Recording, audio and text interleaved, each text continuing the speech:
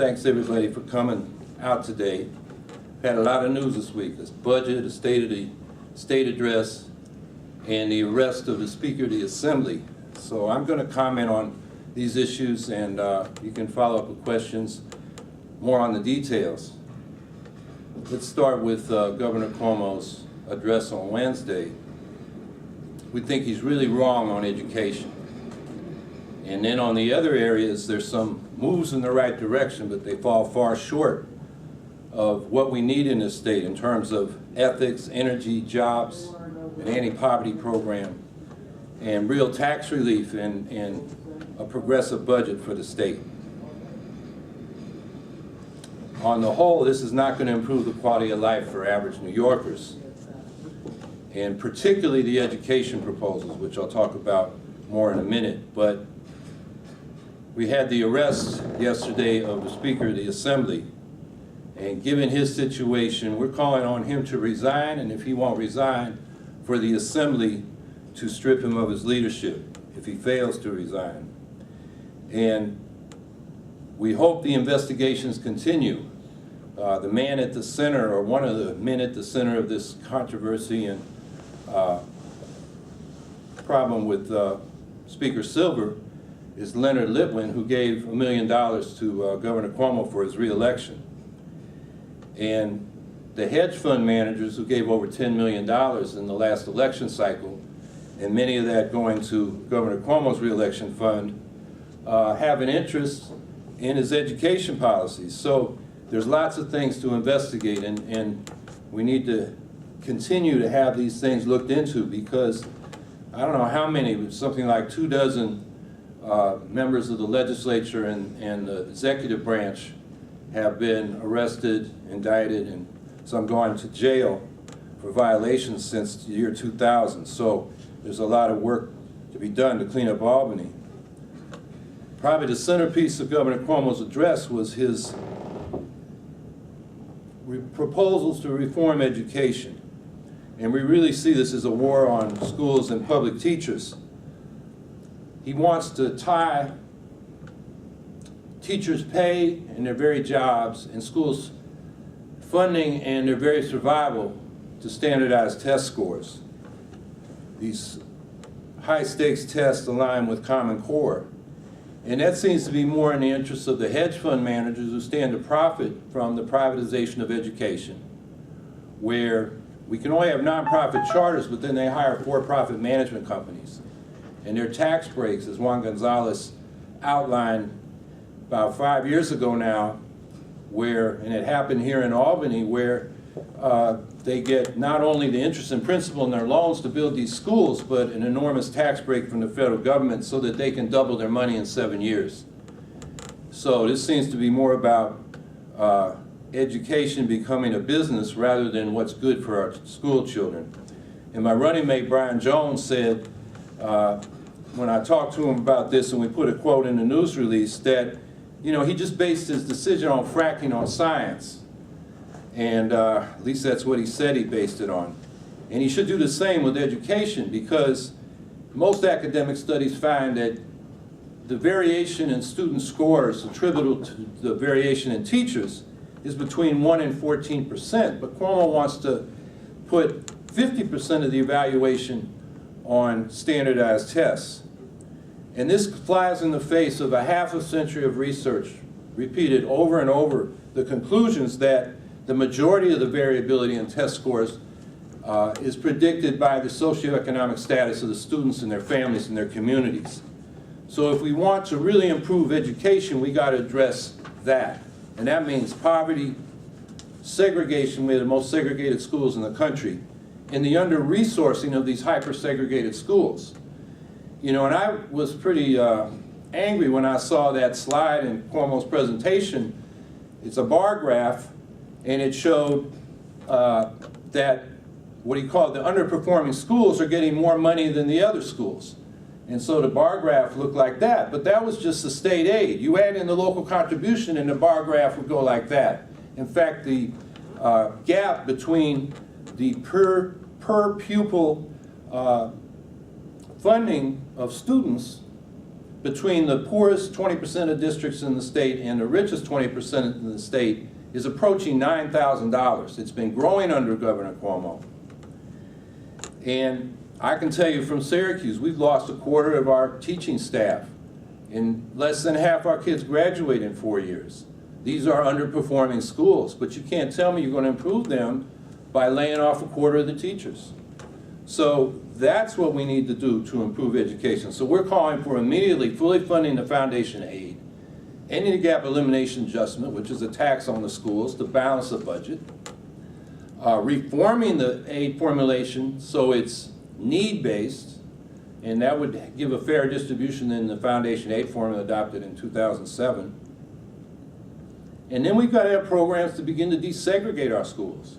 Inter and intra-district transfer programs, incentives for students to cross these districts like magnet schools, and also when we get to housing, a desegregation program. This is not discussed in the whole discussion on education. It was not mentioned, not the gap elimination adjustment, not the foundation aid, not that we are the most segregated state in the nation, or that poverty is the best prediction of poor, underperforming schools. So that's where we think he got it really wrong, and I think he threw down the gauntlet, and that's going to be a real war in the coming session, and we intend to keep speaking out on it.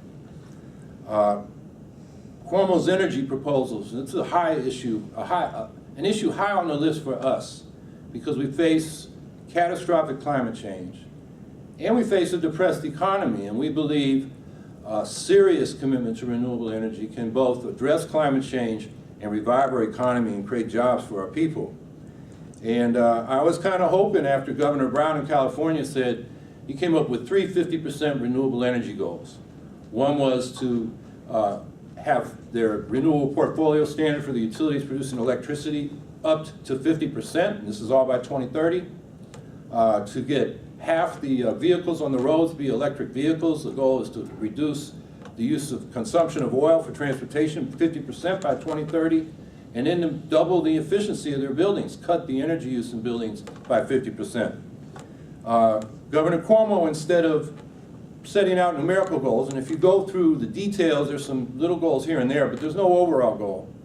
And it's more about we're spending this much on this program and that much on that program, and these programs are pretty good. He wants to up the cap on net metering. He wants to invest in renewables in the southern tier and have a competition between some upstate cities to get renewable energy, $20 million for the winner of that competition.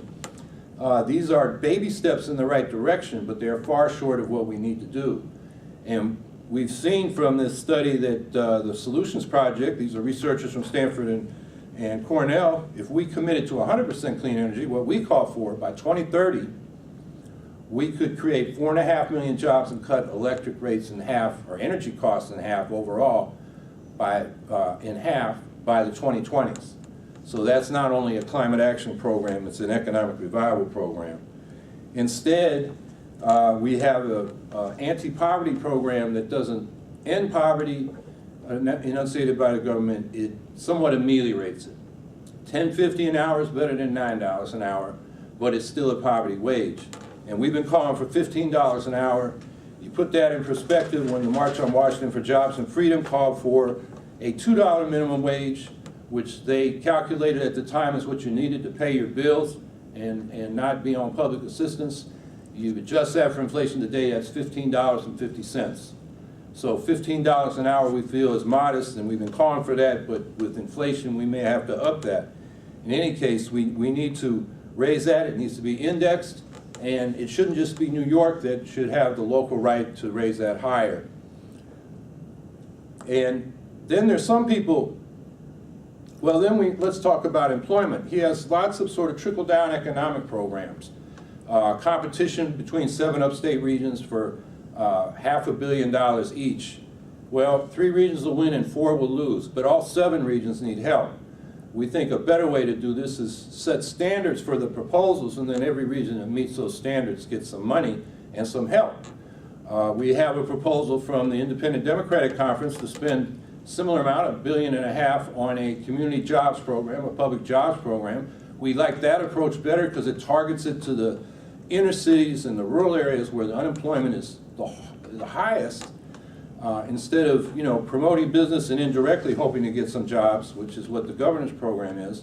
The problem with the IDC's proposal is it's a one-time, one-year program with, you know, this one-time money from the bank settlements. We would like to see a permanently funded public jobs program targeting the unemployed, and that the stock transfer tax would be a good source of recurring revenue for that. That's, you know, $12 to $16 billion over the last several years, and that would provide a nice funding base for that kind of program and get jobs to where they're needed. So we end up with what is the fifth austerity budget we've had from Governor Cuomo. He wants to cut another $350 million from human services on top of over $1 billion cut since 2009. And then for local government, he's done the right thing in having a circuit breaker for low-income renters and homeowners, and actually not so much low and moderate, because a third of the homeowners and half of the renters in this state pay over 30% of their income to stay in housing. But he's tied that, well, he's tied that and another income tax relief program to municipalities staying below the 2% cap.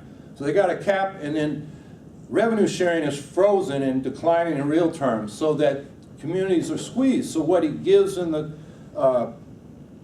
property tax circuit breaker, he takes back in the form of service cuts to local government. He said the way we're going to lower the property tax is to cut local services.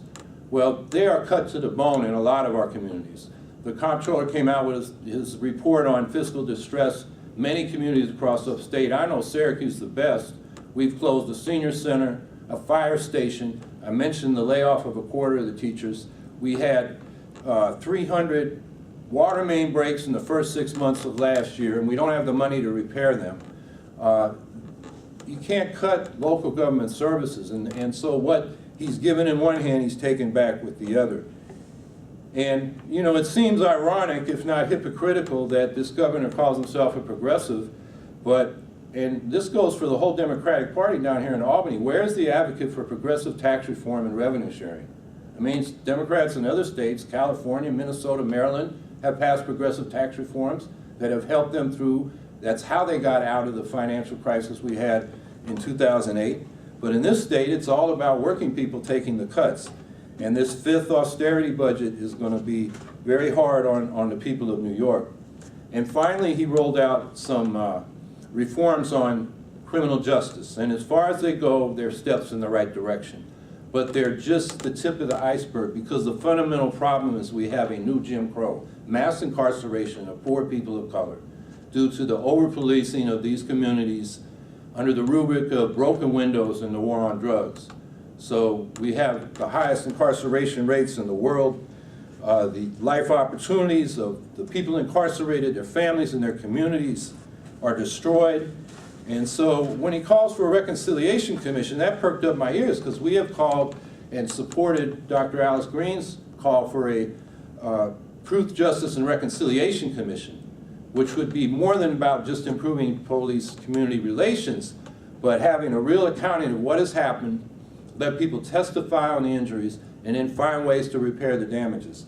And that's the broader scope we would like to see. And then if we're going to address the war on drugs and the mass incarceration, we've got to end this broken windows approach that gets people in the criminal justice system for petty offenses, but only those people that you might get warned in the suburbs, you'll get charged in the inner cities. We need a statewide public defender's office, because people, it's all plea bargaining, 99% of those things. And a lot of these people who are accused, and I know people in Syracuse, they copped the pleas and now they really regret it, but you know, they didn't do what they did, or they did less than they were charged with, and it ruined their lives. And then we finally got all this military equipment coming into our police departments. I mean, we have these troop carriers running around. Well, we got them in Syracuse. They're not useful, but it's a whole mentality. And, you know, people say it's like an occupying army, not peace officers. And we do need peace officers. We need, you know, people that know the community and can bring tense situations down. A lot of those are domestic disputes, or young men who have got, you know, a lot of issues and are taking them out on each other. And we need help resolving those problems, not people coming in as SWAT teams like we're, you know, a foreign group being occupied. So there needs to be a lot more, and we got to get at the roots of this criminal justice crisis. So that's some of our perspectives on what was said on Wednesday and what happened yesterday, and I'd be happy to take questions. Howie, you guys have run a candidate in the 21st District Congressional, and then you've announced that you will potentially run a candidate in the 24th. Are you looking anywhere else around the state of running a Green Party candidate? The 11th District, Staten Island, that's a special election, so we're very focused on that. We're getting inquiries from people all over the state. You know, how do I run? I'm interested in running. Who do I talk to? We're going around the state getting our county organizations better organized so that they can vet and support candidates. A lot of people are looking at the state legislative races. This year, there are local elections. So there's a lot of activity. I think people were very encouraged by our results in the November election, which, you know, to put in perspective, is the most an independent third party, not one of these fusion parties, has got since the socialists ran around World War I. And besides what we're hearing directly from the Greens, you know, we look at public opinion polls and just from talking to people in our everyday activities, and there is a lot of disillusionment with the two-party system. They're not solving our problems, whether it's climate, jobs, tax relief, criminal justice, and you know, they're looking for alternatives, and so we're going to hope to provide them in a lot of races in the coming years. Do you have anyone in mind for the 11th District? Nobody I can name. There are people being talked to, and I'm not directly involved in that. I'm up in Syracuse. The people down in New York City are working on that more hands-on.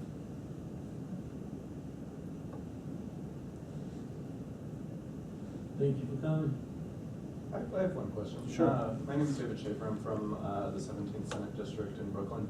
I know that there's some moves towards alternatives to incarceration coming out of the Red Hook courthouse, and I was wondering if you knew anything or if you were able to speak about expanding those types of programs to other areas of Brooklyn or throughout New York City? That was part of our state program. We work with a group in Syracuse, I do, called Center for Community Alternatives, which is, you know, specialized in that issue. So, you know, the idea is community restitution or even personal restitution to the victim of the crime. Programs that keep people employed and help them, you know, get rehabilitated and reintegrated into society. We think a lot of the, particularly nonviolent offenses, I mean, the nonviolent offenders in state prison on drug charges should probably be released, and they should get help with any personal drug problems they have. And you know, once people, it's cheaper to give them job training and education than incarcerate them at the cost of Ivy League education every year. Yes. Are you planning to work with Zephyr Teach Out at all on the corruption, the hedge fund money coming into the education issue? Well, I cited the paper she released with a colleague a few weeks ago, and yeah, I talked with her. I saw her on Wednesday briefly, and accidentally photobombed a little interview she did with the Times Union. You put the camera on, and there I was in the background. So I removed myself. I thought, you know, she had enough problems answering the question. Yeah, when we're on the same page, I'm happy to work with anybody, including Zephyr. Yeah, on the Silver business, I can't help thinking that the fix is in already, even with the U.S. attorney, because they waited until after the State of the State address to announce their findings. And the people of New York in the election in November had no chance to vote on whether they thought this was an important issue or not. They probably knew then. What do you think about that? I mean, even waiting till after the State of the State. Silver's safely in office, the State of the State is over. You know, I mean, it's almost like they're giving him every chance to dig himself out with his fixtures on this deal. I don't know about doing it before the election. You know, you got to get all your ducks in a row to make an indictment like that or an arrest like that. They haven't formally indicted him yet. And, you know, coming one day after the State of the State, it kind of pushed that off the headlines. you know, I would appreciate it if he'd waited a week so we could, you know, not provide cover for Cuomo. I can't, you know, fathom or you know, I'm not going to assume there are any particular motives on Preet-Bharara's, you know, timing. I think it's just unfortunate that we got so much news this week. The state of the state and the budget may not get the critical examination they deserve. I don't think Preet-Bharara is out to, you know, I don't think the timing was designed to help Sheldon Silver. You know, if he wanted to help Sheldon Silver, he wouldn't have arrested him and seized nearly $4 million in assets and so forth. So, you know, we'll see how that plays out.